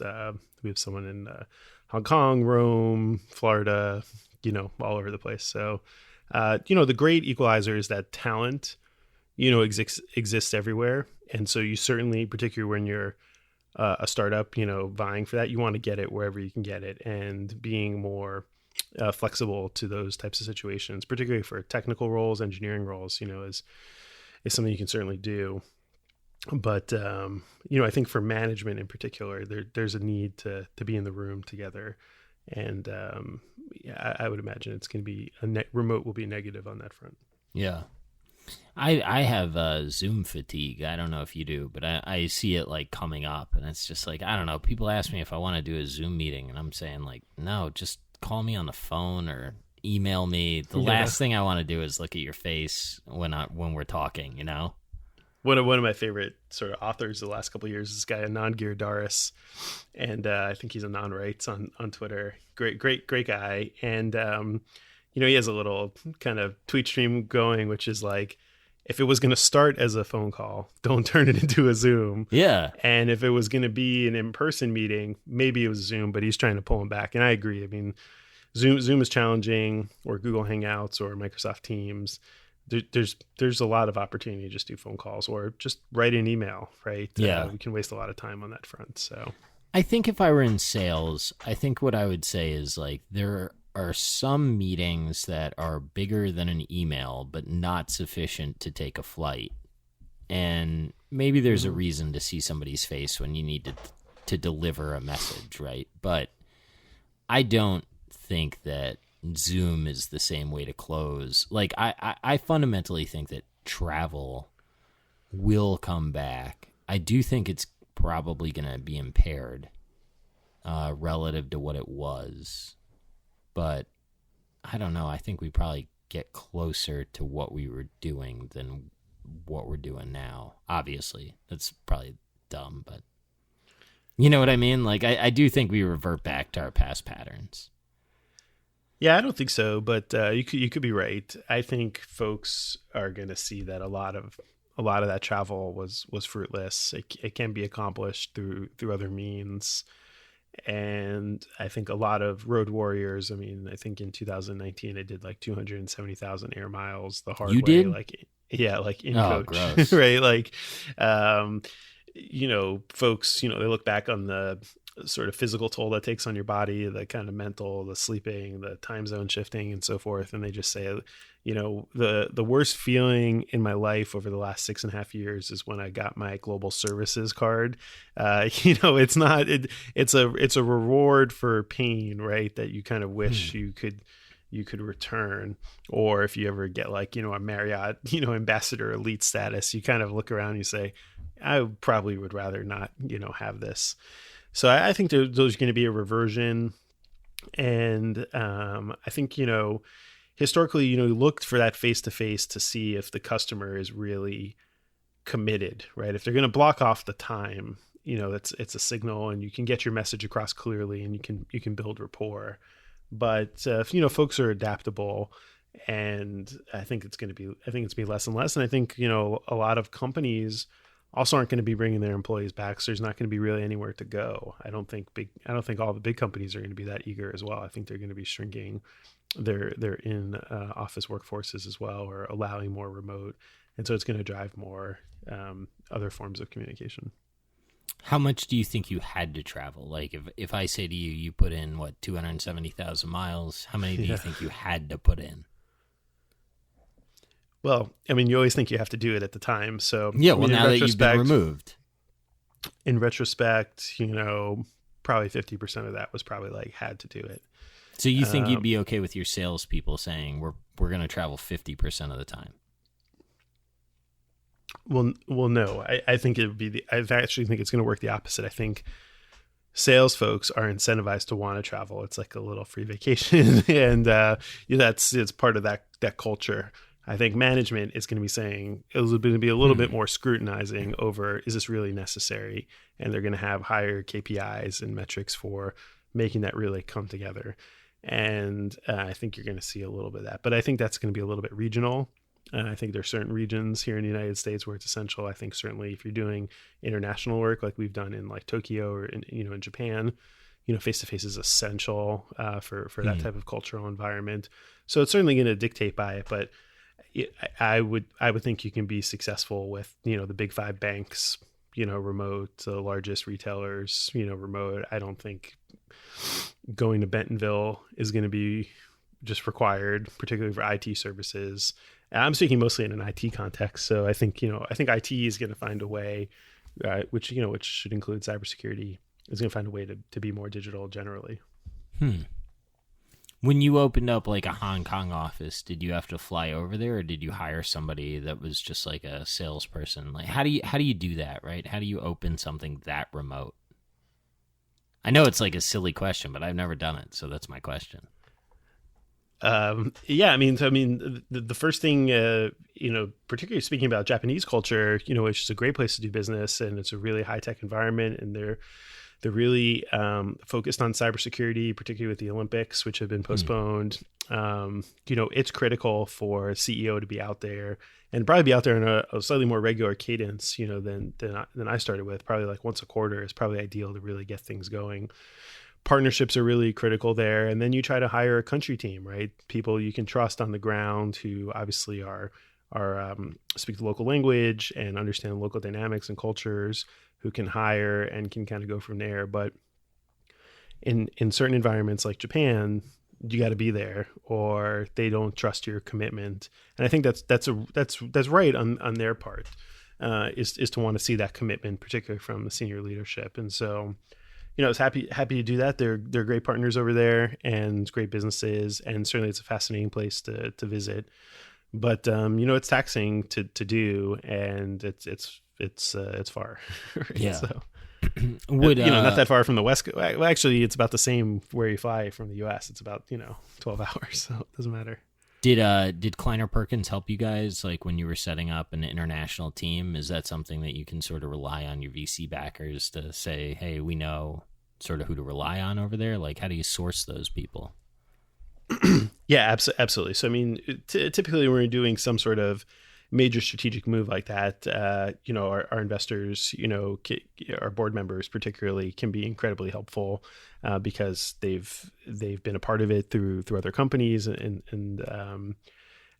then the second way is just to work your network, right? Obviously, or not obviously, but I have a broad network of friends who are CEOs and founders and have been at different scales at different times. And so you're constantly tapping into that informal advisory network. It's one of the most rewarding parts about being a founder, being an entrepreneur, being a CEO is to work with folks who've done it one time before, never before, several times before, 20 years older, 5 years younger, and so forth. There's a lot to learn there, compare notes.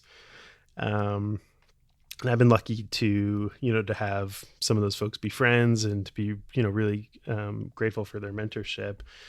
Two guys who I've become friendly with, who are really great CEOs and have been really, kind to me in the mentoring is one guy, Martin Mykonos. He's now the CEO of a great cybersecurity company called HackerOne. Previously, he led a database company called MySQL, which I'll get it wrong, but it was acquired by Oracle for like well over $1 billion. Yeah, he always he knows like to the penny what it was, and was like really like precise about that. But it was a big thing. It was a big open source kind of acquisition. And then my buddy Christopher Alberg, who runs this great company called Recorded Future, which just had a really big exit, and he's had other successful companies. One called Spotfire went to Tibco. and we just kind of get together from time to time, dinner, drinks, sometimes Zoom, kind of compare notes, like how are you dealing with COVID, or, what's this problem here? And those types of open dialogues, particularly in an environment like startups can be, where everyone is, blustering and puffing their chest about how much they're killing it, to be able to have honest conversations with folks who will tell you, man, it's going hard, or I'm having this problem, or, it's really nice. And it's nice for people to look out for you when you're kind of the new guy coming up through the ranks. Yeah. I would think that would be difficult, right? You've got sort of out in Silicon Valley, all the, it's all pumping like whatever billion-dollar company has come out this week or whatever, and you're sitting there trying to build like a company the right way, doing the right thing. It's like, well, here I'm grinding, right? And it's got to be everybody's grinding, right? So it's always kind of like the subtle joke, hey Bill, how's it going? Crushing it, that he's holding something back. But when you can break through that, right, when people are willing to show you a little bit of vulnerability, you learn to really respect their vulnerability. You can really develop very strong friendships around that. I'd say 9 in 10 people are not open to doing that, but the 1 in 10 that are willing to do that, it's really fascinating to be part of their emotional and personal experiences, and it's always a two-way track, and it's cool. It's really cool. It's a cool thing.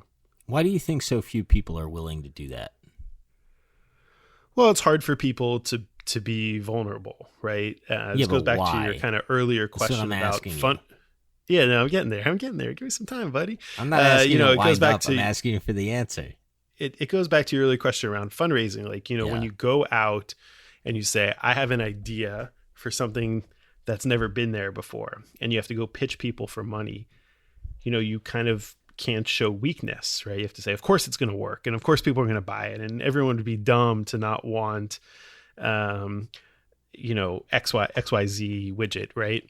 And so you kind of go through that, and this continues on through recruiting, right? When the top people out of MIT or Caltech, or people you're trying to recruit at Google, have the entire ecosystem of hundreds of new companies with tens of millions of dollars behind them to choose from, you have to have a lot of confidence to say, look, we're on the right path. All the tailwinds are in our way. We've got the right investors and so forth.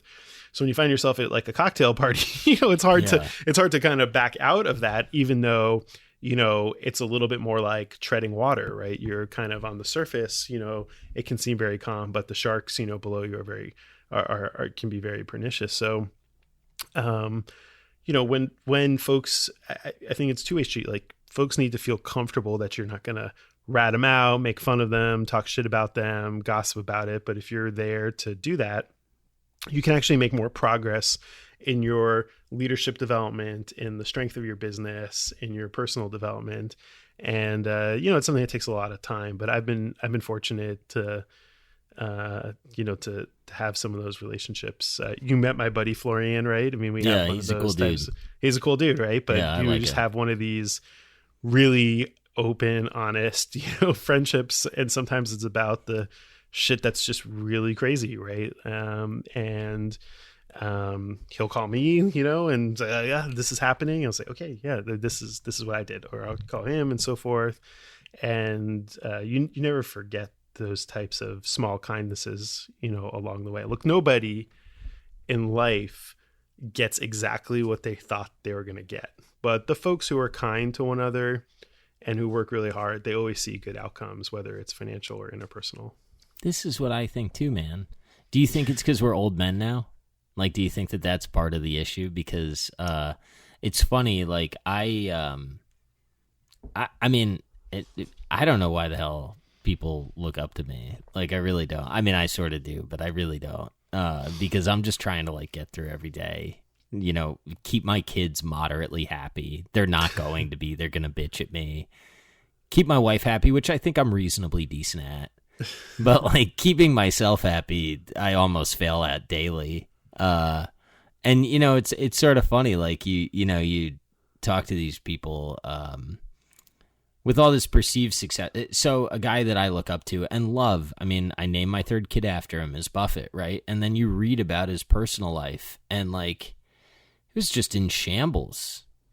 And I don't want to go through life that way, you know? And it worked for him, and it maybe worked for the people around him. I don't think it worked for his kids. I don't know. It's just, it's an interesting sort of dynamic where people feel like I think people feel like they have to put up this front. And one of the things that's come back to me about the podcast is people have been like, well, can you talk to your guests a little bit more about their failures? I would argue that people that are saying that aren't really listening to what the conversations that I'm having, because a lot of people have been pretty open about it.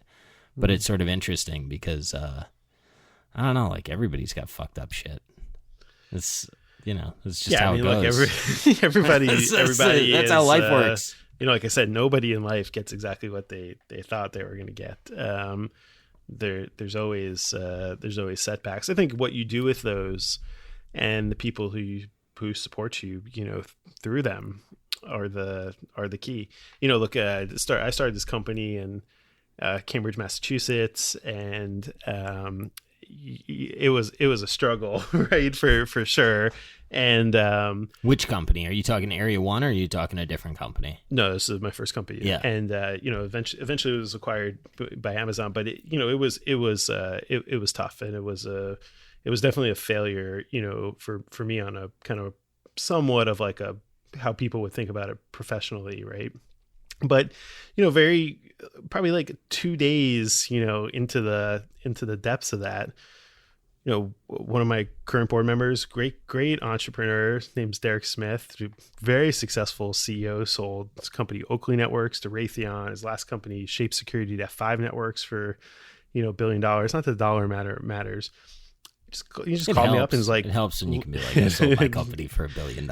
But he just called me up and said, let's get back to it. Like, what do you got next? Go so for it. And if you don't have people like that for no other reason than just knowing what it is to be an entrepreneur, to believing you, to seeing the raw talent, to just, being encouraging, that's what people live on. I've benefited that through my entire life. The first job I had at the National Security Agency, I had great mentors who put me front and center in positions where they said, you should do this briefing, right? You should take on this part of the mission. And, everybody needs that kind of support network to make it all the way through. And I'm very grateful for that. And those come in good times and bad times. And, now you try when you can to do the same to others. I spend a good amount of time, folks who are leaving the government, who want to become entrepreneurs, talking to them, folks who are raising money, who just have questions, all sorts of different stuff. That's how I made it. And nobody does it themselves, right? Why do you think your first company failed? My company failed because I was a terrible manager and didn't know what I'm doing. But I suspect that yours was slightly different. Well, I don't think I shouldn't actually say that about myself. I really shouldn't. I think I could probably manage a financial firm. I was not a good flooring installer manager. That I was not the right fit for this guy. Well, let me take a step back into how we came into it. So that, as I told you, I was working at NSA, and this was really the kind of dream job for me and what I thought I'd be doing with my life. And one day I'm sitting with a kind of a corporate advisor, a guy from the outside the government who was there advising us on technology issues. And he just turns to me and says, this project you're working on, you should start a company around it. And I looked at him, I said, well, what's a company? I don't know, what I mean? Like, but I could tell you how to move aircraft carriers around the world. I know how to, drive, policies. I know how to, do all sorts of, government-y things. And it never occurred to me, like, I didn't even really understand what the concept was. And so he talked to me about it and encouraged me. And, he was the one that kind of made the initial, we didn't know any venture capitalists. Like, we didn't know what was what. I never heard of any of these firms that I'm so familiar with and, friendly with all the, all the partners with now. And he said, look, we'll help you out. I think this is a great idea. And so I think, when you're starting a business like that, the challenge is like our team didn't know anything about enterprise sales. We didn't know anything about go to market. We had a great technology, and the graveyard of startups is filled with great technologies that just don't find a commercial. And so our inexperience and, it just not being the kind of lightning in a bottle type of thing where it just took off, led it to be not quite what you would have imagined. But I'd say that from going from the government to starting, a well-financed company to it being acquired by, one of the largest and most successful companies, say Amazon, by, the type of return that the line employees had to make down payments on their homes and to do interesting things. Incredible success, on that front. Was it Airbnb? No, but not by a long stretch. That right, exactly. matter, so I wouldn't call it a failure, but I would say like it's not exactly what we imagined, success to be. But you were probably young and dumb though, man. Like your imagination is probably crazy. Right, and that's the thing about being an entrepreneur. So you have to imagine the future and then be able to execute on the day to day. And so, incredible experience. I'm super grateful for it. I'm really proud of, that team. But glad to be able to have done it a second time. And all those lessons learned are the things that just allow you to be a little bit faster, a little nimbler, make better decisions every step of the road. Martin, who I mentioned before. I mean, he'll tell you about several companies before MySQL that were suboptimal, and that's just that's more typical than people want to talk about. What do you mean? What is that? What do you mean by that sentence? Just so I follow. Well, people want to talk about the greatest successes sometimes of people and gloss over the pasts in some way. And most of the most successful people I know, when you talk about, say, oh, it's Tom, he did, X, and it sold for Y, they just leave out the 10 years prior to that, where he was toiling in a basement, where he was fired from every job, and so forth and so forth. Almost nobody has a straight, line to the top. And the sooner you learn that and you ingratiate yourself with that, the easier it is to open yourself to other people, as well as to just appreciate what it is that you've really accomplished. You think about just conceptually, you have an idea, it gets, it earns revenues, right? And then becomes a target of acquisition. That's amazing that you can do that in America today. And so on that level, more success than you could ever imagine. Yeah, I think that's right. It's interesting. I sort of, I had a big year last year for me. There's other people that I talked to that like posted obscene years, right? So good. A for Madoff them. Year, like that kind of year? No. Who, me or them? Dude, a lot of the people on FinTwit, and I don't think they're full of shit. Like I take them at face value. They put up like over 100%. This one account, I took a big risk and I fired a manager that is well known, and I think they were down like 15%. So this is 2/3 of my net worth I took in house. Right, in 2019. I think they were down like 10 or 12% last year. I was up 50. That's awesome. That's a big difference. Yes. Now the account that I think actually like merits like a legitimate, the one that I manage for my wife is 1/3 of what I manage. That I put up 19% for 3 years, 19.27%, and 19.9 for 5. But dude, man, coming out of that flooring failure, and then I went to the bank, and like I was not they hired me for a sales role, right? And then I got stuck in an analyst position, and the credit analyst position at a bank for the first couple of years is like, make sure that the decimal place is in the correct part and the A exact Form 17 line 6 bro, box like A. the fucking systems aren't tied, so you're typing the same number into 5 different places, and like you basically data entry. You're kind of involved in a couple like things, but like I couldn't talk to any clients. God forbid I should ask some questions about like, why does this company exist? Help me understand the value proposition here. Right. Like real like business questions. They wouldn't even let me near the phone. So, I mean, I was like miserable, right? And like I failed. I come out, I've got this perception of investing, and it's like, oh, it's a 50-cent dollar. I started looking at Sears, right? Like when I came out and I thought I was this value investor, I'm this smart guy. I'm going to look at Sears. Thank God I never bought that shithole. But it's amazing. Like, it was failure after failure after failure for, I don't know, 6-7 years, right? And then I went to this weekend. I'm super grateful for it. I've said it on Twitter. This guy Connor Leonard and this other guy that goes by Find Me Value put together this weekend, and I got like a real peer group that I started to live up to. And the one I also joined this group, Manual of Ideas. Shout out to them and John that runs it.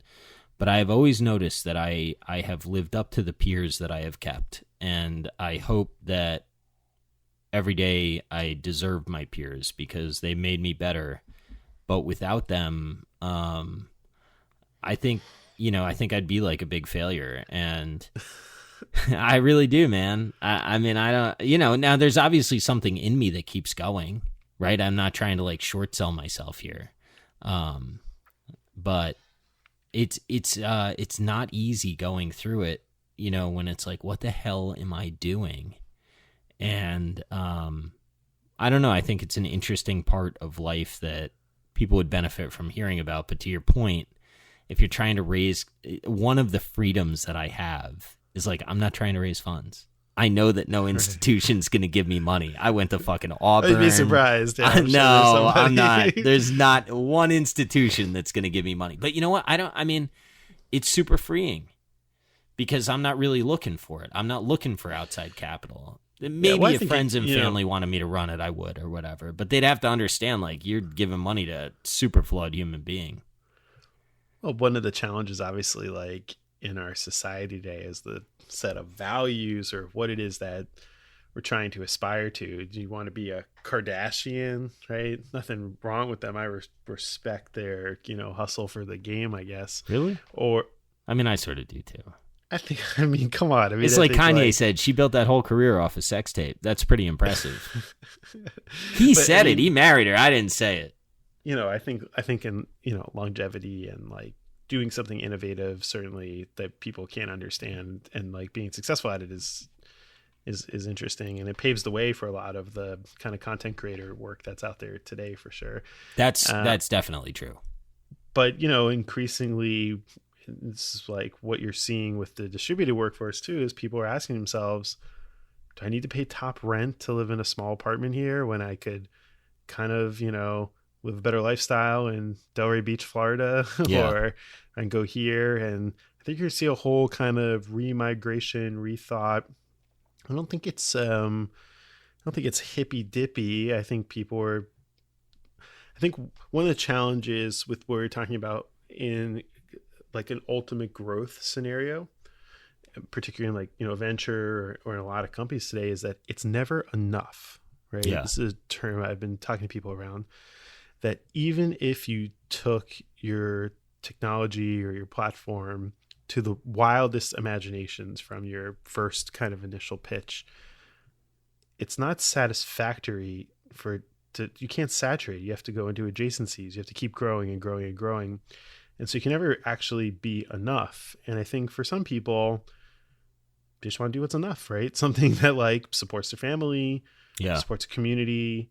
That's really the backbone of this country, are people who work in small, medium-sized businesses, people own restaurants, people work on farms, traditional kind of work. And it's enough. It's enough to support, small family, send kids to college and so forth. And I think that idea of enough is going to be something that drives the next generation, this constant, insatiable appetite for growth. is gonna go out of style in some categories, and in some cases you see that insatiable desire for growth leads to all sorts of problems. I mean, that's what's really struggling, or the core challenge kind of on the internet. These companies have gotten too big, way outside their kind of core mission, and they're in a tar pit, right, of just endless pain. And I think the individual is thinking to themselves, like, when's enough, right? Like, I know I am. Yeah, but even for investors, like, when's it enough, right? Like, yes, this is my beef with some of these fucking people that are pitching SPACs and whatnot. Like, right, SPACs, if you give me $1 billion, right?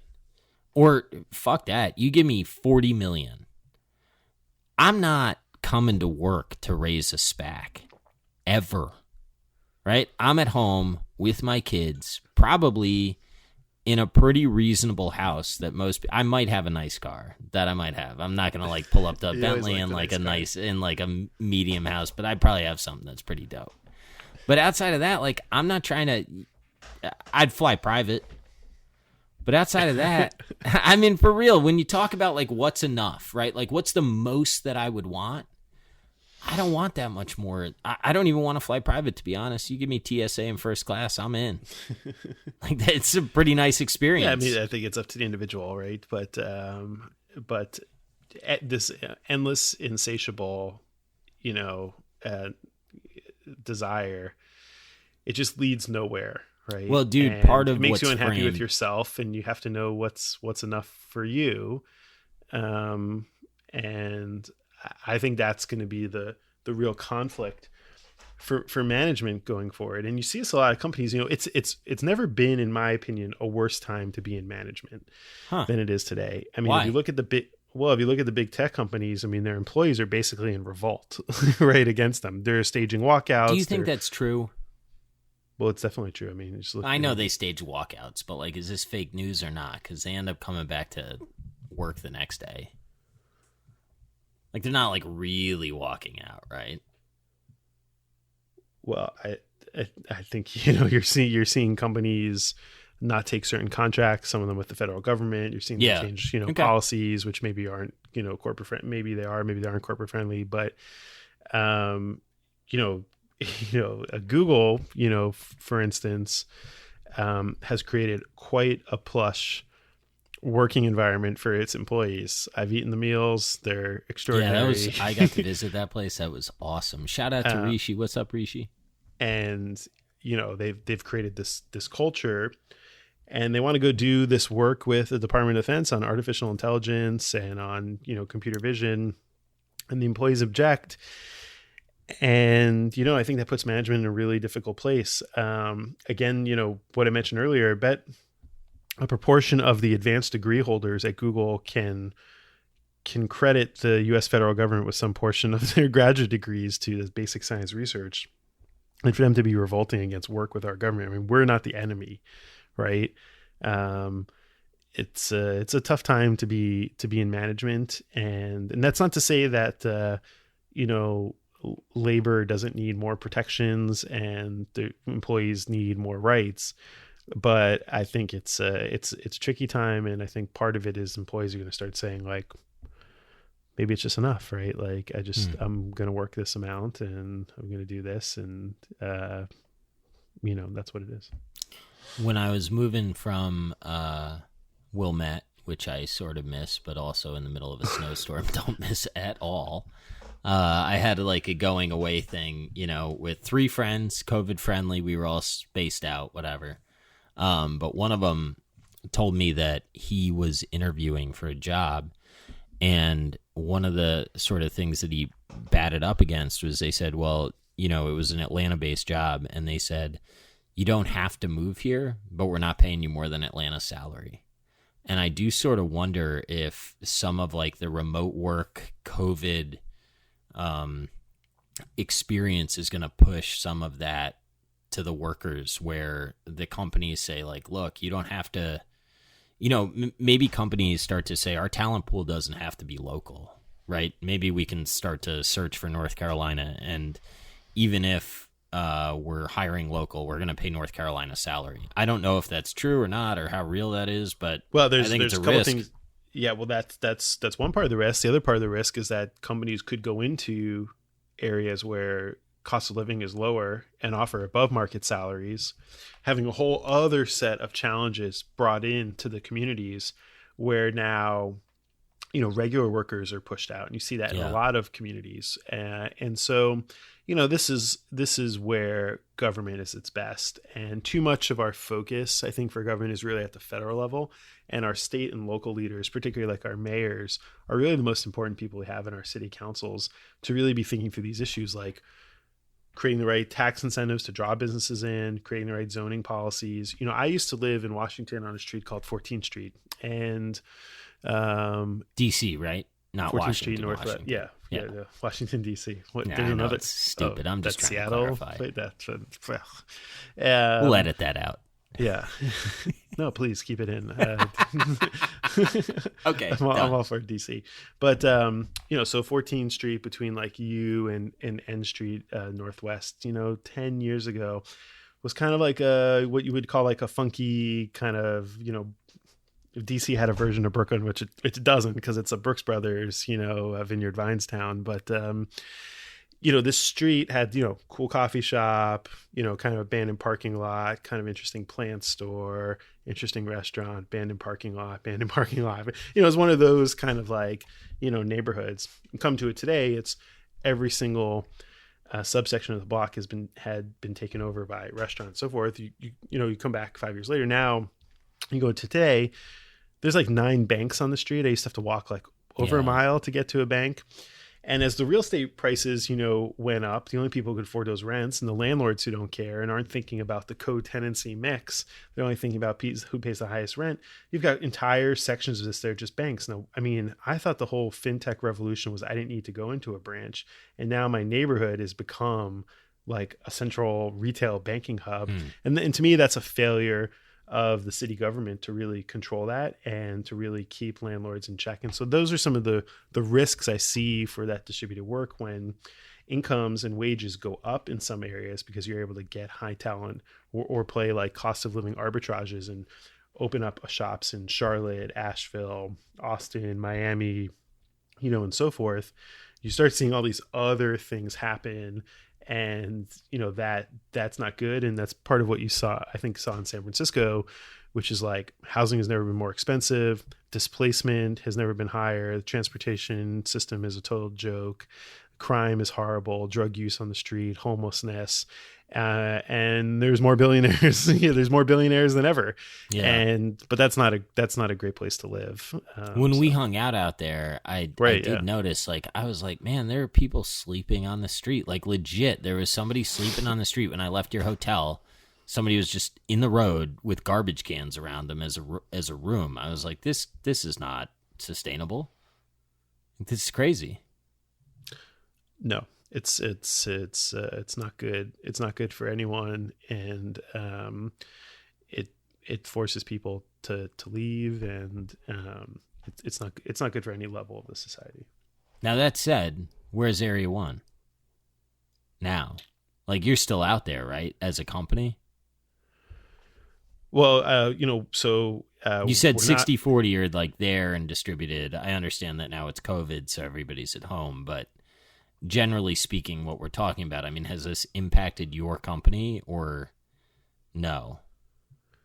Well, absolutely. I mean, we're hiring now just exclusively remote and probably be remote first. I mean, we have a concentration of folks in the Bay Area for sort of legacy, but on a go-forward basis, I think you're going to see us not, bother, or even for folks that maybe we would have recruited and relocated to the West Coast to be part of that culture.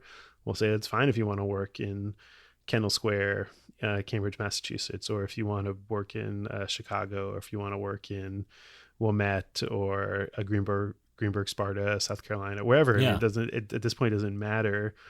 And yeah, absolutely. How's your transition gone out of like the day-to-day role of, leader to more of a board advisor type? It's been good. We were fortunate to run a really like tight search with our board, and so yeah, that was a process that I led. So I was happy to be able to do that. And how the hell do you know how to lead that? How to like hire when someone? have you done it? I I've think hired one a of lot the of things, people. I know, but I guess what I'm asking you is one of the things that is really impressive about you to me is you're like one of those guys that there's no playbook for what you've run, but you've done it successfully, right? Like I don't. So it is like really something special about entrepreneurship that I don't. You just sort of nonchalantly say like, oh, I ran this. Well, how the fuck did you run it, man? Like what gave you the knowledge to do it? How do you think through figuring that process out, right? Because I would think that's an overwhelming or huge decision to make, right? So how do you sort of it's three. It's always three things, right? It's developing some sort of a strategy, right? Timeline, criteria, goals, objectives, some sort of framework for what it is you want to accomplish. I think the second, which I, hit on earlier, is there's a lot of people helping, right? Advisor, I'm hitting the phones like, yeah, hey, this is going on. Like, what do you think? What do you advise? Like, how have you done it in the past and so forth? That goes mostly unspoken, right? I mean, but I've, probably spoke to 100 people who have done similar things. And, probably 80 of them have similar advice and 20 of them have all sorts of crazy other ideas. And I think the skill that maybe the skill that you're not asking about, that's probably the most important, is the ability to filter feedback and advice and to contextualize it to what makes sense. That is really tricky to do because you can be hearing from, what you think are luminaries or people who on paper or, their Twitter accounts are blowing up, whatever it is. And they can give you terrible, terrible advice, right? And so being able to filter 100 conversations into an informed decision and then looking inside and saying what feels right to me. And then the last part is related to that, but it's just, being authentic, right? I mean, you just do it the way that's best for you. And when you're recruiting for any position, whether it's, someone to be a vice president of engineering, or in this case, someone to replace you as the CEO of the company that you founded, people can tell if you're unhappy about it, if it's not really the thing that you're into, right? And so you can't hide that, right? It's pretty obvious.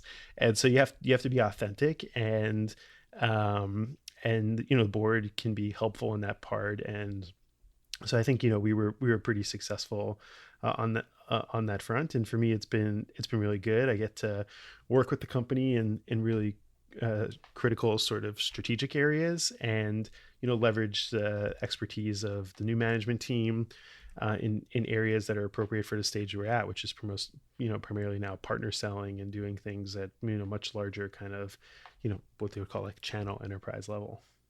That's dope.